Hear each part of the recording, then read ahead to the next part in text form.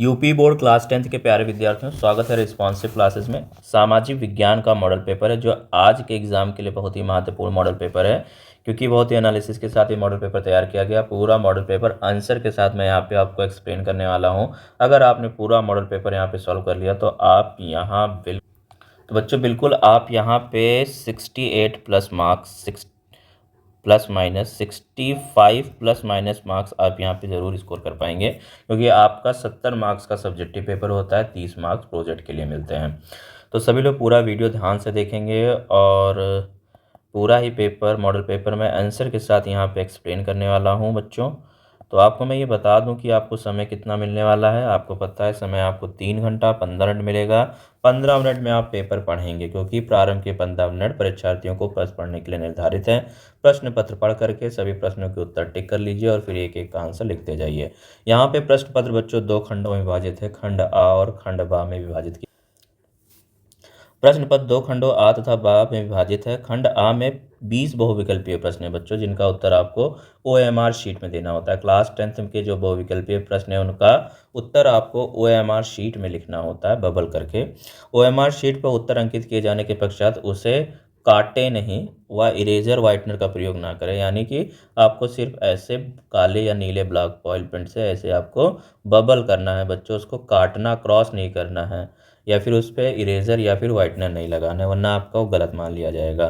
खंड बा 50 अंकों का है। इसके वर्णात्मक, एक वर्णात्मक और दूसरा वर्णात्मक एवं मानचित्र संबंधी 2 प्रश्न यहाँ पे हैं। तो मानचित्र के मैं भी यहाँ पे उत्तर आपको बताऊंगा। प्रत्येक प्रश्न के लिए निर्धारित अंक उसके सम्मुख अंकित है। दिए गए मानचित्र को उत्तर पुस्तिका में मजबूती के साथ संलग्न करना आवश्यक। तो बच्चों जो पेपर है वो पेपर का जो मानचित्र आपके पेपर में ही होगा, उसको भर करके उसके फाड़ करके अपनी उत्तर पुस्तिका के साथ संलग्न कर लेना, अच्छे से बांध देना। दृष्टिबाधित परीक्षार्थियों के लिए मानचित्र कार्य के स्थान पर अलग से प्रश्न लिखने के लिए दिए गए, यानी मानचित्र उनको नहीं भरना, इससे प्रश्न के उत्तर देने हैं।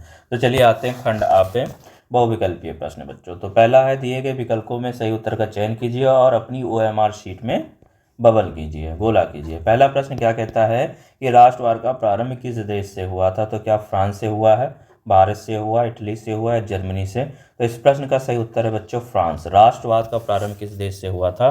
तो फ्रांस से हुआ था। बढ़ते हैं अगले प्रश्न पे। अगला प्रश्न है, फ्रांस की क्रांति कब हुई थी? तो बच्चों मैं बता दूं आपको, फ्रांस की क्रांति 1789 ईस्वी में हुई थी।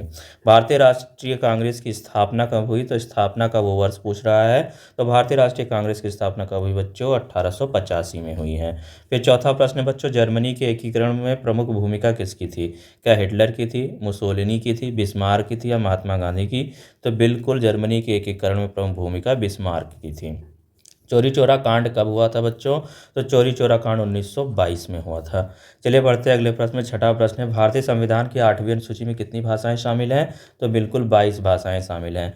हिंदी किस प्रकार की भाषा है? तो हिंदी एक राजभाषा, ऑप्शन नंबर ए इसका करेक्ट हो जाएगा। बच्चों 8वां प्रश्न क्या कहता है कि संविधान के माध्यम से महिलाओं का प्रतिनिधित्व सुनिश्चित किया गया? तो स्थानीय निकायों में किया गया है, बिल्कुल ऑप्शन नंबर ए सही हो जाएगा। नेपाल की में राजतंत्र की समाप्ति कब हुई है? तो 2008 में हुई है।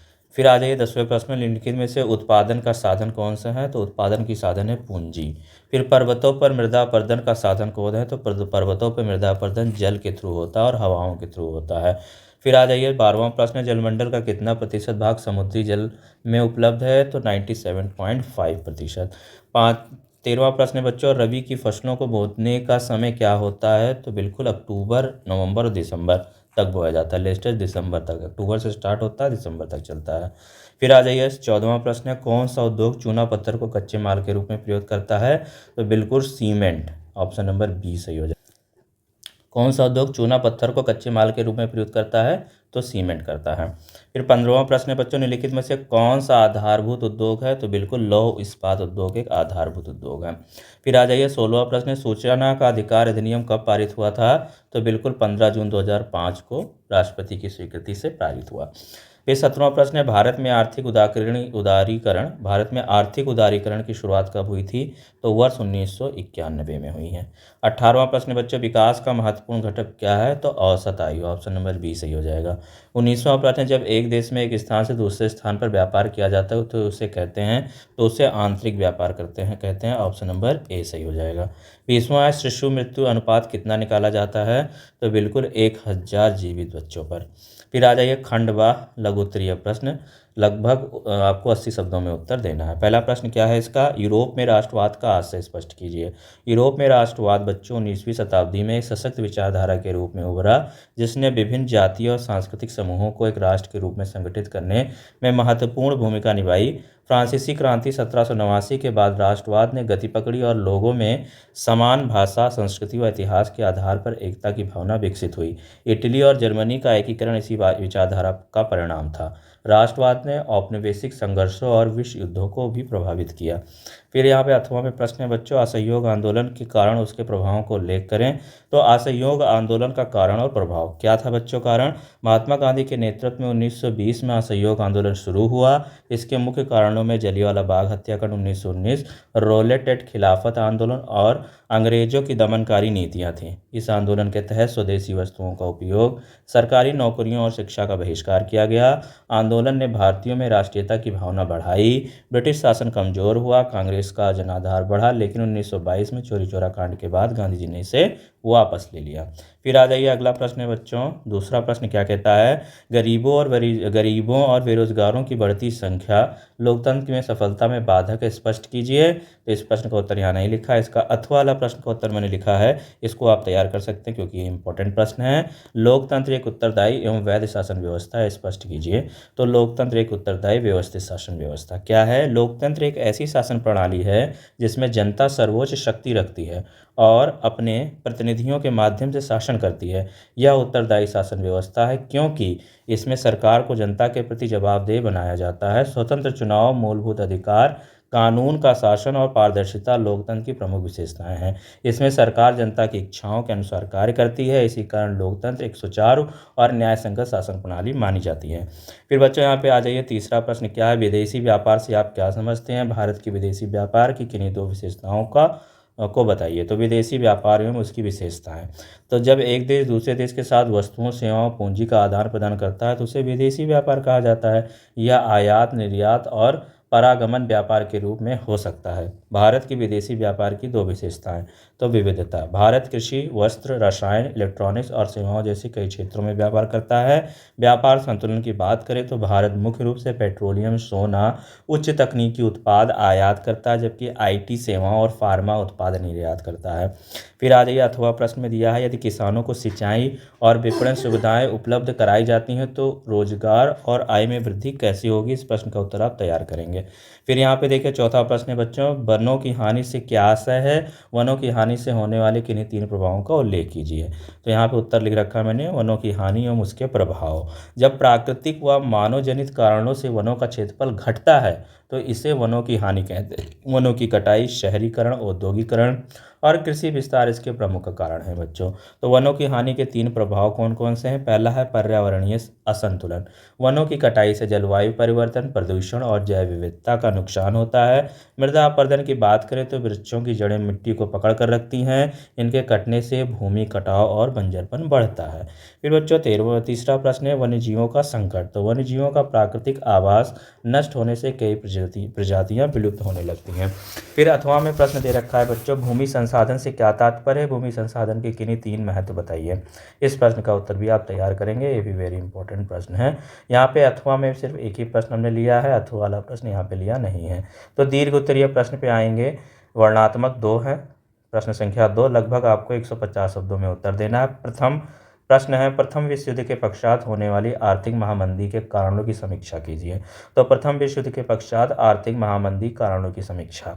प्रथम विश्व युद्ध 1914 से 1918 के बाद वैश्विक अर्थव्यवस्था अस्थिर हो गई। अमेरिका और यूरोप के देशों ने युद्ध के दौरान अत्यधिक उत्पादन किया, लेकिन युद्ध समाप्ति के बाद मांग में भारी गिरावट आई। इससे उद्योगों में संकट बढ़ा और बेरोजगारी फैल गई।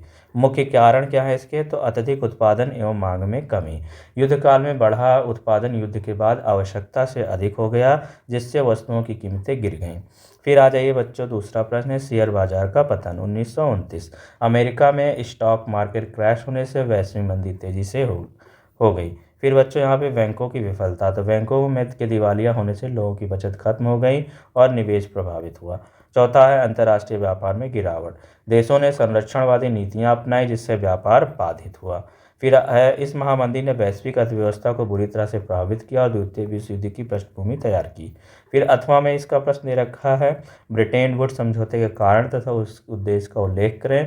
ब्रिटेन वुड्स ट्विन किसे कहा जाता है? उत्तर लिखिए।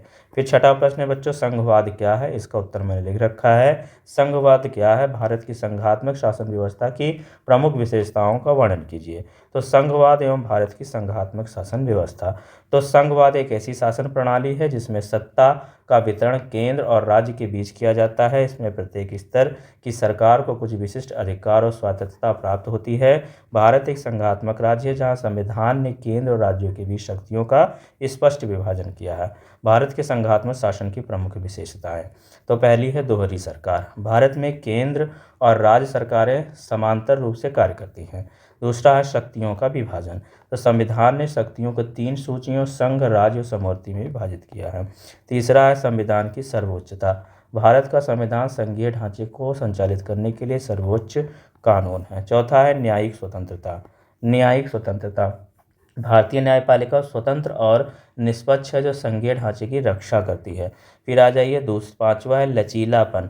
संविधान संघीय होते हुए भी कुछ एकात्मक विशेषताओं को अपनाता है, जिससे केंद्र सरकार आपातकालीन परिस्थितियों में अधिक शक्ति प्राप्त करती है।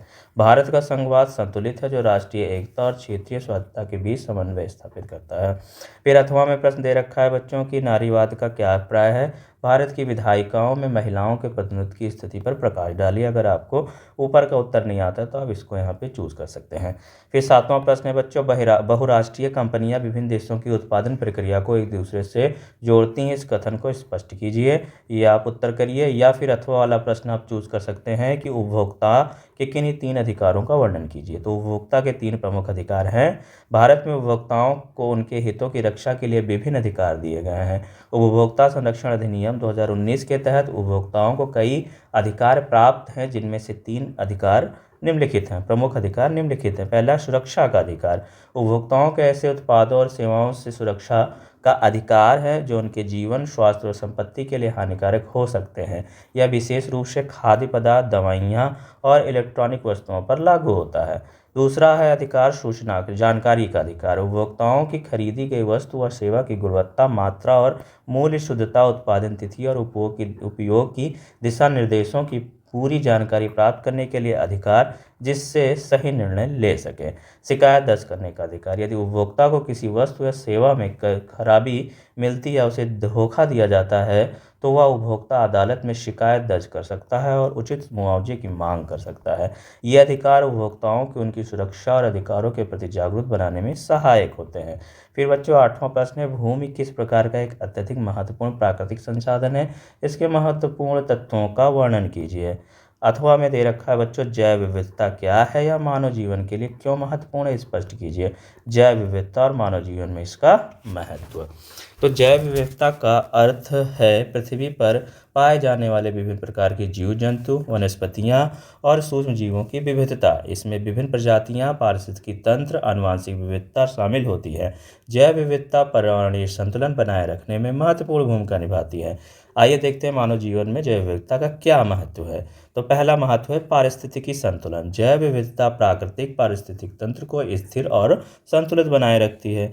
फिर है बच्चों खाद्य सुरक्षा। तो विभिन्न फसलें, फल, सब्जियां और मांस उत्पाद जैसे विविधता पर निर्भर करते हैं। फिर है औषधीय उपयोग। कई महत्वपूर्ण दवाएं पौधों और जीवों से प्राप्त की जाती हैं। आर्थिक महत्व की बात करें तो कृषि, मत्स्य पालन और वानिकी जैसी विविधता पर निर्भर करते हैं। फिर है जलवायु संतुलन। जैव विविधता जलवायु परिवर्तन को नियंत्रित करने में मदद करती है, इसलिए जैव विविधता का संरक्षण मानव अस्तित्व और पर्यावरणीय स्थिरता के लिए आवश्यक है।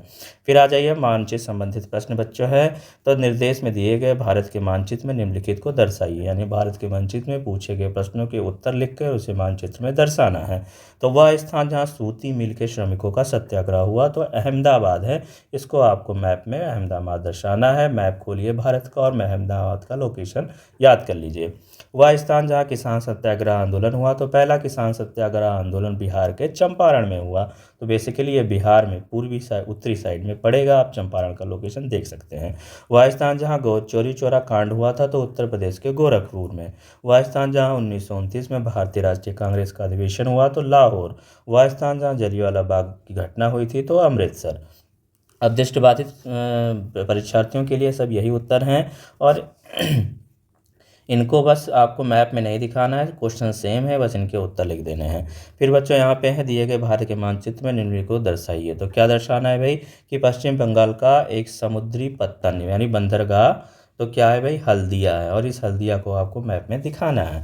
महाराष्ट्र का राजधानी नगर क्या है भाई, तो मुंबई है, इसे भी मैप में दिखाना है। बॉक्साइट उत्पादन का एक क्षेत्र तो उड़ीसा, और मैग्नीज उत्पादन का भी क्षेत्र उड़ीसा, तो दोनों को आपको दर्शाना है उड़ीसा कहाँ पे है। और केरल राज्य की राजधानी तो तिरुवनंतपुरम, इसको भी दिखानी है। और दृष्टिबाधित छात्रों के लिए प्रश्न सब यही है, फिर इनको दर्शाना नहीं है, सिर्फ उत्तर लिखने हैं। और इस प्रकार आपका पूरा अनसॉल्व हो जाता है। ये बहुत ही इंपॉर्टेंट अनसॉल्व मॉडल पेपर है, इसके सभी उत्तर आपको एग्जाम देने से पहले ज़रूर देखिएगा।